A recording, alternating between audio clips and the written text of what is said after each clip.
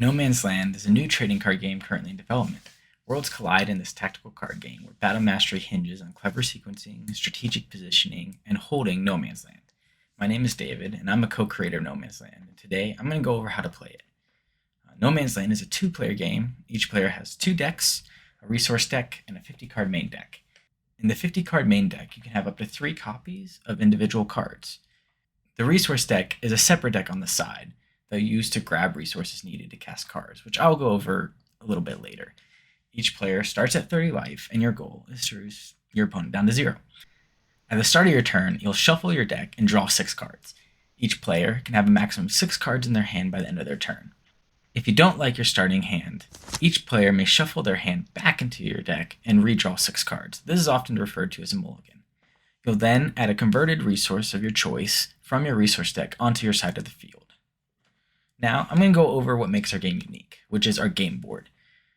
No Man's Land has a grid type game board, which is very different from other trading card games. There are 3 main areas on the board. You have the front line, the back line, and No Man's Land. The front line and back line each have 5 zones. No Man's Land has 3 zones in the center shared by each player. Resources can be played at the bottom of the battlefield below the back line. The deck is placed in the top right corner with the pitch zone right below it. The pitch zone is where you will put cards that are destroyed or you discard from your hand. On the top left is the field terrain zone. Only field terrains can be placed here. We'll go over those shortly. Now that we know the game board and how to set up, we can go over how to play cards. Each card has a casting cost that'll tell you how much of each resource is needed. There are 4 resource types in No Man's Land: Arcane, Primal, Refined, and Tech. The cost is shown at the top left corner, and it goes from the top going down. If a resource of a specific type is shown, it has to be paid by that type. But if it just shows a generic number, then any resource can be used to pay for that cost. For example, this card is called Dual Trained Warrior, and it has a cost of 3, with a requirement of 1 Primal and 1 Refined resource, and 1 generic of any type. On each of your turns, you'll generate a generic resource. Once per turn, you can pitch a card from your hand to convert the resource to any type of that pitch card's identity. For example, if I pitch Dual Trained Warrior, I can make a resource either a Primal or a Refined. I'll briefly describe the different resources and their strategies. Arcane, which is the purple symbol, focuses on controlling the battlefield with spells and dealing non-combat damage. Primal, which is the red symbol with claw marks, focuses on aggression and creature strategies. Tech is the orange symbol with the gear and focusing on building up your defenses to hold off your opponent's attacks to hit them back when ready. Refined, which is the green symbol with the laurel, focuses on the synergy of creatures and terrains to overwhelm your opponent. So there are 4 types of cards. There's creatures, spells, terrains, and constructs.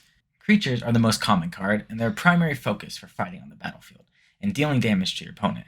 Each creature has an attack, range, and health. The attack is the number shown in the bottom left, and health on the bottom right. The range is based on the symbol next to the attack number. Ranges tell you how many zones in front of that creature you can attack. If a creature's health is reduced to 0, it is destroyed and goes to the pitch zone. When a creature card is played, it must be played on an open zone in your front line or back line, unless otherwise stated on the card. When a creature enters the battlefield for the first time, they have what we call summoning exhaust and cannot be activated or used until your next turn. Spells are cards that generally have one-time effect. There are 2 types of spells: prepared and reaction. These types just change when the spells can be cast. Prepared spells can only be played on your turn and cannot be played in response to other actions, abilities, or cards, while reactions can be played at any time. Terrain cards are effect cards played on zones on the battlefield. There are 2 types: zone and field terrains. Zone terrains can be played on specific zones on the battlefield, the front line, back line, and No Man's Land, and only affect the zone they are played on. Field terrains, however, are placed in the field terrain zone and affect the entire side of the battlefield. These usually have much more powerful effects.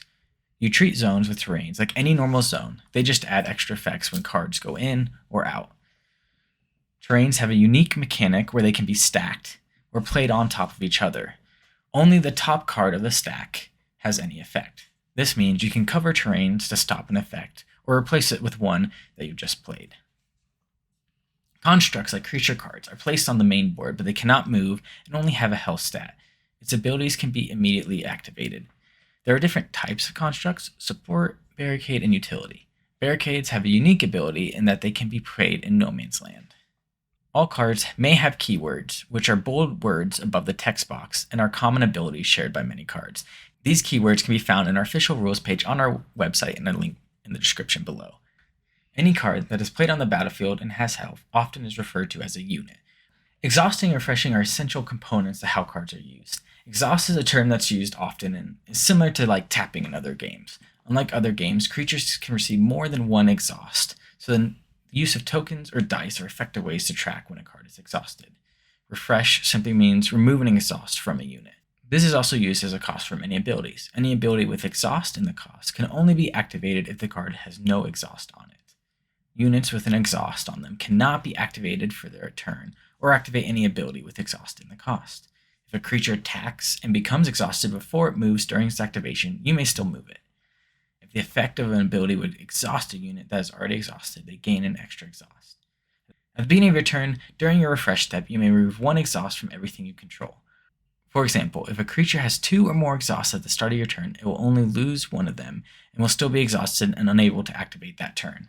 If a creature loses an exhaust after it has already been activated, it still cannot be activated again that turn unless otherwise stated by an ability or card.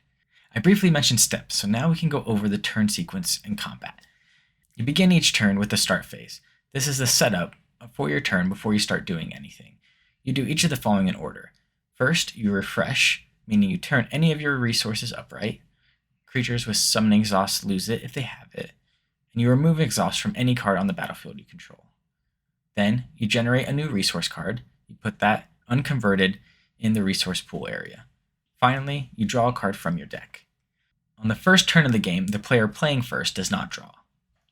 Then we have the main phase. This is where all the action happens, and you can do any of the following in any order. You may pitch a card from your hand into the pitch zone. If you do, you may convert one resource in your pool to a resource of the pitched card. If you do, draw a card to replace it in your hand. When you pitch a card to convert, you may choose to convert a blank resource to any type on the pitch card, or you can choose to change an already specified resource to another type on the pitch card. Pitching the convert does not trigger discard abilities. This is also the time you can play cards from your hand. Creatures enter the battlefield with summoning exhaust and cannot be activated or use abilities with exhaust in the cost until the start of your next turn. They can use abilities that do not add exhaust, however. During your main phase, you may activate cards on the battlefield. You may activate any creature without summoning exhaust. When you activate a creature, you may do 2 things with the creature. You may move the creature to any surrounding open zones.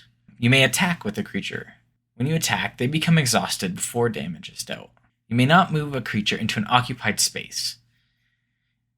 If you activate a creature to move it but choose not to attack, it does not become exhausted. However, it cannot be activated again even though it is exhausted. Each card must be activated one at a time. The 2 actions are moving and attacking.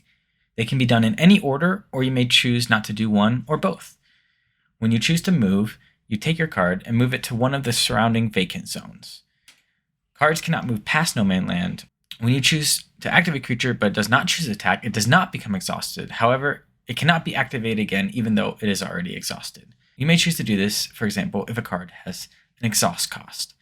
When moving a creature, you move the card to a vacant surrounding space. Reminder, you cannot move past no man's land. You may choose not to activate a creature if you don't want to. You may choose to activate the exhaust or abilities of creatures at any time.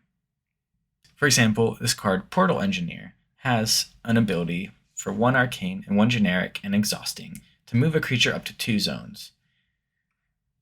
Many times you will not want to attack with this creature. If you choose to attack, you would then not be able to use its exhaust ability in response to any other card. However, if you choose to move it and not attack, it can still act, since it's not exhausted, it can still activate that ability anytime you wish. Finally, you have the end phase. When you've finished everything you want to do on your turn, state you're going to end your turn and do the following steps. Resolve any at the end of your turn effects you may have. All units go back to full health. If you have more than 6 cards in your hand, discard down to 6. And then your turn is over. Now we'll go into combat, how we deal damage. When you choose to attack a creature, there are a few things you need to know and a few steps to follow. When you choose to attack with a creature, put an exhaust counter on it. Creatures can only attack exactly at their range. If a creature has a range of 2, they cannot attack a zone in front of them. When a creature attacks another creature, they deal damage to each other at the same time. This is called retaliation. This takes into consideration the ranges of the creatures. So only creatures with equal range can retaliate against each other. Creatures deal damage equal to the attack stat and receive damage to their health stat. To deal damage to a player, the attacking creature must attack from no man's land and attack an open zone. Now we'll go a little bit more in depth into range. This stat determines how far they attack and if they are able to retaliate. A creature's range is shown with their attack stat. Melee attacks the zone directly in front of it. Range 2, which shows the bow with 2 arrows, attacks 2 zones in front of it, and then the bow with 3 arrows attacks 3. When a creature attacks, it attacks the zone that's however many spaces away from that range is, and it can only attack that zone. Creatures cannot attack invalid zones. For example, a creature with a range of 3 in no man's land cannot attack a player, as it is attacking outside of the game board. In order to deal damage to a player, you must attack a vacant zone on your opponent's field and be in no man's land. The player loses life equal to the creature's attack. When creatures attack other creatures, they must deal damage to each other at the same time.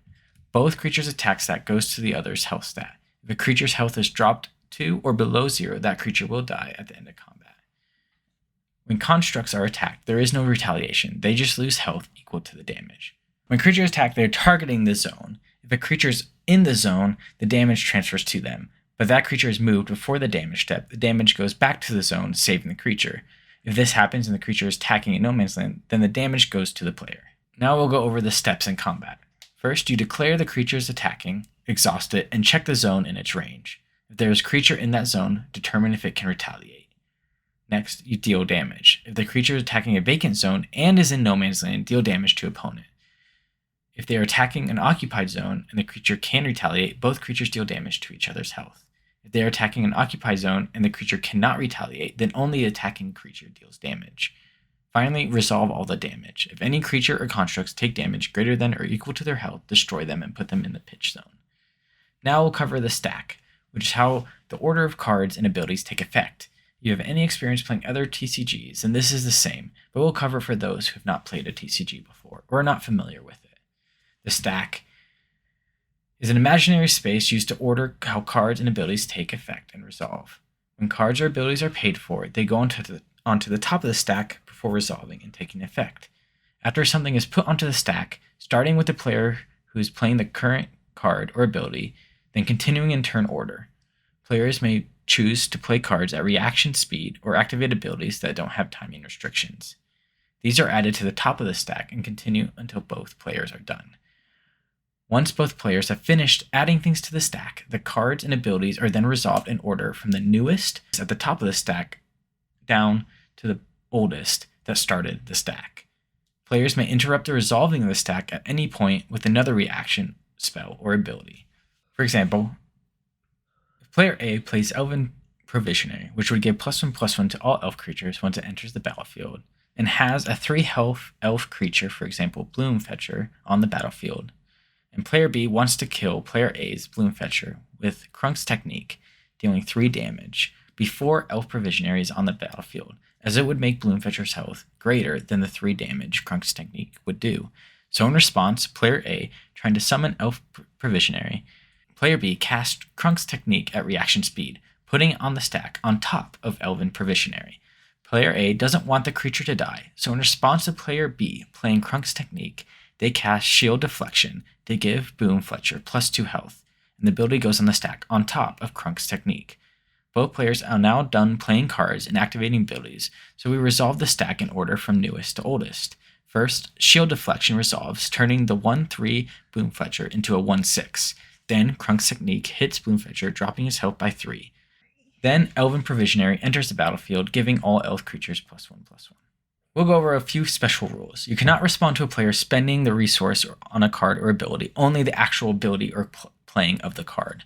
Once a spell ability is on the stack, it will resolve even if the source of the ability or the target ability dies. For example, if you spend the mana to activate King Malor's ability and someone responds by killing it with a spell on the stack, his ability will still trigger even though he died before it was resolved. Or if a creature is targeted for a spell or an ability, but then the creature is removed from that zone, this ability or spell resolves and counts as being played/activated, but just doesn't have an effect due to not having a valid target. Thank you for watching this video about No Man's Land. We are so excited to show you this creation. You can check out No Man's Land at nomanslandtcg.com. We have a free demo available to play, as well as a deck builder. Please like and subscribe, and follow us on our socials to learn more about No Man's Land.